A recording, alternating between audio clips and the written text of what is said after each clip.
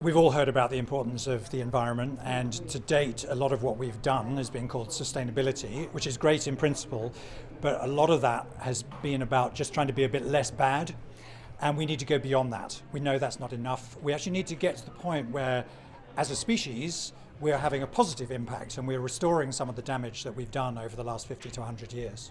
All the solutions already exist, and a lot of the solutions that we need are to be found in nature. A lot of what I talk about is taking inspiration from nature, from the way that natural systems work, and from some of the amazing adaptations that exist in the living world. His way of urging us to interpret nature and using nature as an example of how to build, how to live is tremendous. I think there's been a bigger emphasis this year than in our last conference 2 years ago on building for nature, on nature-based solutions, of the importance of biodiversity and bringing nature into the urban setting. For an individual, I'm often asked, well, what can I do as an individual? And I think it's really important to stop thinking of yourself as an individual. If you start thinking of yourself as part of a group, maybe it's just a group of neighbours, maybe you're part of an organisation or a company, you can achieve far more by trying to transform that group or that company. We always need to remember, what's the cost of not acting? Climate change is a really serious threat, and our children will not be happy if we carry on as we're going. We're going to be imposing huge costs on future generations.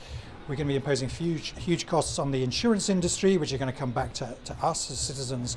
So anytime we're thinking about what's the cost of taking action, we need to think about what's the cost of not taking action. It's been an incredible mix of people, experts from outside Gibraltar who can come and bring new ideas, people from Gibraltar who can absorb them, but also exchange experiences, and also contribution from young people. They are the future. I love being challenged by young people. An event like today is really important for sharing knowledge, inspiring each other, finding out what people are doing, and we can all learn from each other to kind of up our game. People often ask me whether I'm an optimist or a pessimist, and I think in some ways that's the wrong question, because both of those imply that the future is something that happens to you, and you either feel positive or negative about that. And I talk about the idea of being a possibilist, and that's very different. That's seeing the future as something that you can shape and deciding on the future you want and then collaborating with others to bring about that future.